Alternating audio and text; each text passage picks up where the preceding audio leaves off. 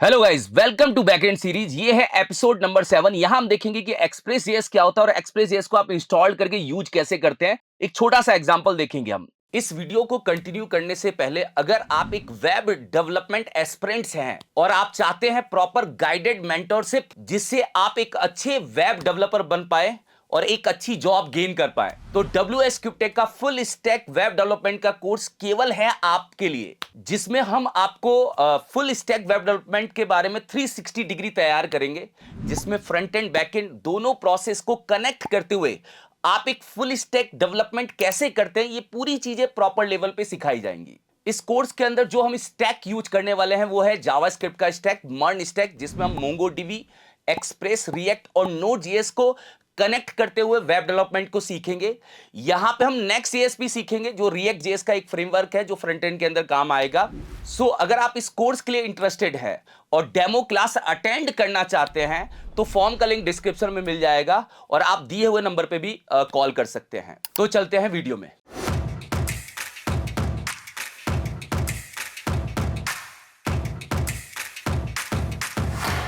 Express जो है वो light weight flexible node JS web application framework है। सर, वेब एप्लीकेशन फ्रेमवर्क का मतलब है वेब में यूज होने वाला फ्रेमवर्क। फ्रेमवर्क क्या होता है? जिसके पास बहुत सारी लाइब्रेरी या बहुत सारी फंक्शनैलिटी होती है जिसको आप अपनी रिक्वायरमेंट के हिसाब से यूज कर सकते हैं। अब जो ये फ्रेमवर्क है, क्या ये फ्रंट एंड के अंदर यूज होगा? नहीं, हम इसको नोड जेएस के साथ में बैक एंड के अंदर ही यूज करेंगे। इस फ्रेमवर्क का यूज करके आप अपनी ऐप में एमवीसी पैटर्न डाल पाओगे, मॉडल व्यू कंट्रोलर का पैटर्न डाल पाओगे, जो आगे की साइड भी आएगा आपके पास। अब एक्सप्रेस का मेन काम क्या होता है सर? एक्सप्रेस मेन जो करता है एपीआई बनाने का काम करता है, मतलब मेन उसका रोल होगा एपीआई बनाने का, क्योंकि हम बैकएंड के अंदर जो भी करने वाले वो एपीआई ओरिएंटेड काम ही करेंगे। हम एपीआई बनाने का ही काम करेंगे एक्सप्रेस का यूज करके।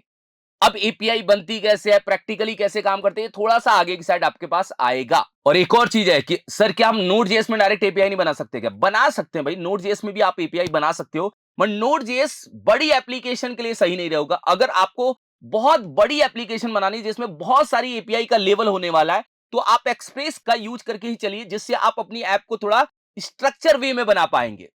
जो बैकएंड तैयार होगा वो एक स्ट्रक्चर वे में तैयार होगा, एमवीसी पैटर्न के प्रोसेस में क्या होगा, तैयार होगा। अब एक्सप्रेस के कोर फीचर्स क्या क्या हैं? देखिए, सबसे पहले है राउटिंग। एक्सप्रेस के अंदर राउटिंग बनाना बहुत आसान है। आप जो राउट्स बनाओगे, आप जो एपीआई का यूआरएल बनाओगे, वो इसके अंदर एक सिंपल वे में तैयार कर सकते हैं।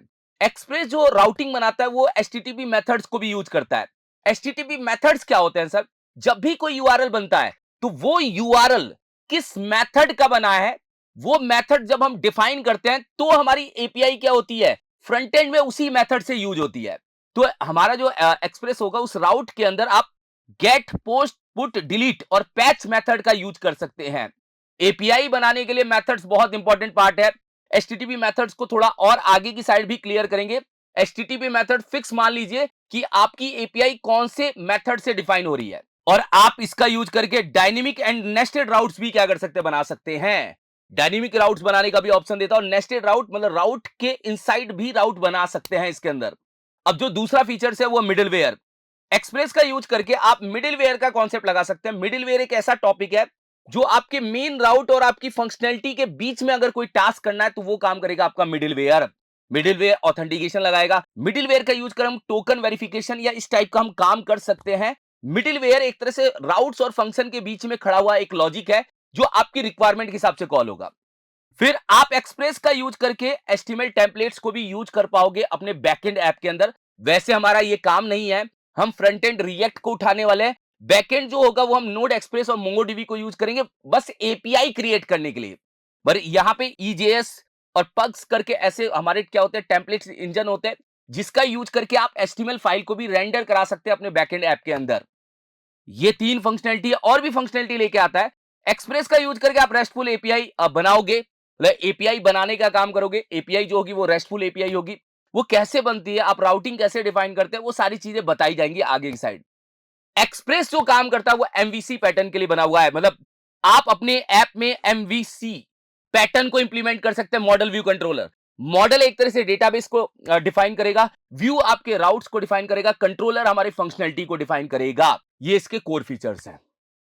ऐसे और भी फीचर्स लेके आता है, और जब हम काम करेंगे तो आपको एक्चुअल चीज क्या होगी पता चलेगी। सर एक्सप्रेस का यूज करके एक सेटअप करिए और सेटअप करके एक सर्वर बना के एक राउट बना के दिखाइए। वो प्रोसेस हम अभी करते हैं। देखिए सिंपल लॉजिक है, हम यहां जाते हैं, ये बैकएंड है, बैकएंड के अंदर ना मैं यहां पे एक फोल्डर बना रहा हूं, ये है मेरा एक्सप्रेस प्रोजेक्ट। ठीक है, मैंने बनाया एक्सप्रेस प्रोजेक्ट नाम का, मैंने क्या किया एक फोल्डर बना दिया मैंने, ये है मेरा प्रोजेक्ट। ठीक है, ये फोल्डर है, इस फोल्डर के अंदर ही मैं आप लोगों को एक्सप्रेस को सेटअप करके दिखाता हूं। एक्सप्रेस जो है वो थर्ड पार्टी लाइब्रेरी है, आपको अलग से यहां पे क्या करनी पड़ेगी, इंस्टॉल करनी पड़ेगी। तो मैं कोड डॉट करके वीएस कोड में आ जाता हूं, ये वीएस कोड है। अब हम क्या करते हैं, यहां पे पहले npm i एक्सप्रेस को इंस्टॉल कर लेते हैं, या पहले npm init y करके पैकेज डॉट जेसन को इनिशियलाइज कर देते हैं। हो गया सर इनिशियलाइज, ठीक है।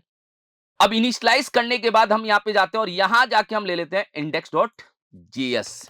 ये हमारी पहली फाइल है जो सबसे पहले क्या होगी, रन होगी, और इसके अंदर काम क्या करना है वो हम देख लेंगे एक बार, कोई दिक्कत नहीं है। अब आप एक्सप्रेस को इंस्टॉल कर लीजिए, क्लियर स्क्रीन करते हैं।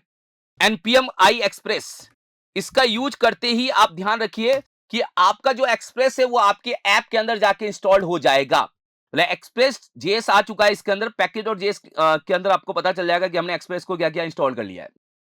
अब काम कैसे करना है, एक छोटा सा एग्जांपल बता रहा हूं, क्योंकि एक्सप्रेस एक बड़ी चीज है, हम धीरे धीरे लॉजिक्स पे क्या करेंगे आएंगे। अभी फिलहाल क्या है कि एक्सप्रेस को कॉल करना है सर। तो एक वेरिएबल ले लिया मैंने यहां पे लेट एक्सप्रेस नाम से, जरूरी नहीं है आप ये नाम लो, आप कोई भी नाम ले सकते हो। रिक्वायर का यूज करके हमने एक्सप्रेस को कॉल किया, रिक्वायर का यूज करके हमने एक्सप्रेस को कॉल किया। एक चीज नोटिस करना, जैसे ही आपने एक्सप्रेस को इंस्टॉल किया, नोड मॉड्यूल नाम का फोल्डर बन गया। तो आप लोगों को ना एक चीज बताई गई थी, मॉड्यूल तीन टाइप्स के होते हैं, एक बिल्ट इन जो मतलब नोड के साथ में आ गए, एक कस्टम जो यूजर अपने हिसाब से बना रहा है, मतलब डेवलपर अपने लॉजिक के हिसाब से बना रहा है, और एक थर्ड पार्टी। तो एक्सप्रेस आपका थर्ड पार्टी मॉड्यूल है। हमने जो npm i एक्सप्रेस इंस्टॉल किया है, उसको इंस्टॉल करते ही नोड मॉड्यूल का फोल्डर बन गया और एक्सप्रेस इसके अंदर आ गया होगा। ठीक है सर, ये एक्सप्रेस को हमने यहां पे क्या कर दिया, लिख लिया। अब पॉइंट नंबर 1 ये है इसके अंदर कि अब आप सर्वर बनाने का काम भाई नहीं करोगे नोड जेएस के थ्रू। जो भी सर्वर क्रिएट करने का काम होगा, जो भी लॉजिक बनाने का काम होगा, वो हमारा एक्सप्रेस करेगा। मतलब नोड जेएस के कोड में हम काम कर रहे हैं, एक्सप्रेस उसके अंदर क्या करेगा, वर्क करेगा। तो आप नोड का यूज करके सर्वर नहीं बनाएंगे, जो भी ओरिएंटेड काम होगा वो एक्सप्रेस करने वाला है। तो कैसे करने वाला है, तो सबसे पहले हमने यहां पे क्या किया, रिक्वायर का यूज करके एक्सप्रेस को यहां पे रखा और एक्सप्रेस को उठा के एक्सप्रेस नाम के वेरिएबल में डाल दिया। चलिए अब हम एक वेरिएबल बनाते हैं ऐप नाम से, और ऐप के अंदर इस एक्सप्रेस को इनिशियलाइज कर देते हैं। एक्सप्रेस नाम का मेथड यहां पे क्या हो गया, इनिशियलाइज हो गया। मतलब एक्सप्रेस नाम का मेथड हमने यहां पे क्या कर लिया, यूज कर लिया। चलिए ठीक है, ये आ गया सर। अब आप इसके अंदर यूज कर सकते हैं क्या सर, अब आप बताइए राउट किस नाम से बनाना है, एक बना दो सर। ऐप के अंदर यहां पे आएगा कि कौन से मेथड से बनाना है, गेट। ये मेथड है कि अब आप एक राउट्स बना रहे हैं गेट मेथड से, उस राउट का नाम है स्लैश। स्लैश का मतलब है कि हमारी ऐप डायरेक्ट इसके ऊपर क्या होगी, रन होगी। लोकल होस्ट कॉलन जो भी हमने पोर्ट नंबर दिया होगा उसके ऊपर ही हमारी ऐप को क्या करेगा, रन करेगा। और यहां आएगा आपका कॉल बैक फंक्शन, रिक्वेस्ट आ जाएगा और रिस्पॉन्स आ जाएगा। ठीक है सर, दो चीजें लेता है ये, मैंने बताया था। और एक्सप्रेस के अंदर रिस्पॉन्स क्या करता है, सेंड को लेके जाता है, सेंड को। अब आप चाहो तो इसके अंदर ऑब्जेक्ट ले लो एक बार, और इसके अंदर एक स्टेटस ले लो एक बार यहां पे, और स्टेटस में 1 ले लेते हैं, और मैसेज ले लेते हैं, मैसेज में हम ले लेते हैं यहां पे कि ये हमारा होम पेज एपीआई है। होम पेज एपीआई मैंने यहां पे नाम लग दिया। ठीक है, ये बन गया। तो एक हमने राउट बनाया, उस राउट पे हम क्या लेके जा रहे हैं, स्टेटस 1 लेके जा रहे हैं, मैसेज क्या लेके जा रहे हैं, होम पेज एपीआई। ये हो गया, बन गया सर। ठीक है, अब इसको रन करो। रन करने के लिए आपको ऐप को आके लिसन करना है, ऐप नाम के वेरिएबल को क्या करना है, लिसन। लिसन वैसे ही करना जहां आप कर रहे थे 8000 पे। तो एक्चुअल में देखो पूरी कहानी क्या है, मैं समझा देता हूं। पूरी कहानी में सबसे पहले एक्सप्रेस को हमने कॉल किया, फिर एक्सप्रेस को यहां पे यूज किया, उसको एक वेरिएबल में डाला। अब ये वेरिएबल ही मेन है। अब आप ऐप डॉट गेट का यूज करके एक राउट बना रहे हो, स्लैश ये होम पेज का राउट, मतलब लोकल होस्ट कॉलन, जो भी मैंने यहां पे पोर्ट का नाम दिया है, इस पोर्ट पे आपकी एपीआई चलेगी, और जो एपीआई का फर्स्ट यूआरएल होगा वो यही होगा, और इसके ऊपर रिस्पॉन्स ये जाने वाला। रिस्पॉन्स एक तरह का ऑब्जेक्ट होगा जो जाएगा। आपको जेसन डॉट स्ट्रिंगीफाई भी नहीं करना, ये खुद ही क्या करता है, इंटरनली इसको कन्वर्ट करता है और ब्राउजर को बताता है एक जेसन टाइप का ही डेटा आने वाला है। कैसे सर बताओ, देखो अब आप अपनी ऐप को यहां से रन कर दो, क्लियर स्क्रीन करते हैं, और यहां पे नोडमॉन इंडेक्स कर देते हैं। नोडमॉन क्या कर देते हैं, इंडेक्स। हाँ, नोडमॉन इंडेक्स, क्योंकि मैंने अभी कमांड बनाई नहीं है, आप इसको लिख लो। रन हो गया सर, हमारा ऐप रन हो गया। अब रन होने के बाद कैसे पता चलेगा, आप जाइए और जाके ब्राउजर ओपन करिए। मैं गया और यहां से जाके मैं किसको ओपन कर रहा हूं, ब्राउजर को। ब्राउजर ओपन करने के बाद आपको यहां लिखना है लोकल होस्ट कॉलन 8000। तो जैसे ही आप 8000 लिखेंगे ये हमारी एपीआई हिट हो जाएगी। तो एक्चुअल में मैं ये कह रहा हूं कि ये जो मैंने राउट बनाया है ये राउट है हमारा होम पेज का। एक और राउट बनाइए सर, न्यूज का कैसे बनाएंगे? भाई बहुत सिंपल है।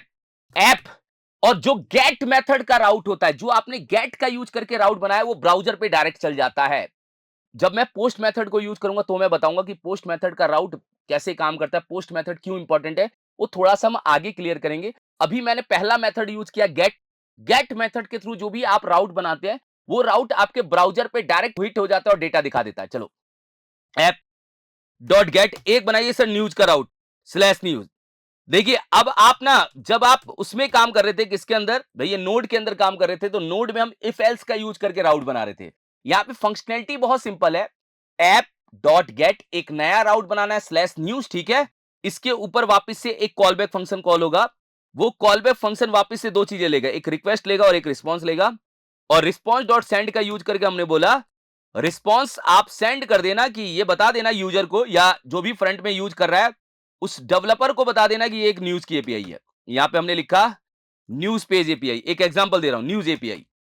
अच्छा सर इसको रन कैसे करेंगे? रन तो बहुत सिंपल है ना, यहां जाना है और यहां जाके स्लैश न्यूज लिख देना, ये रन हो गया। लो डन।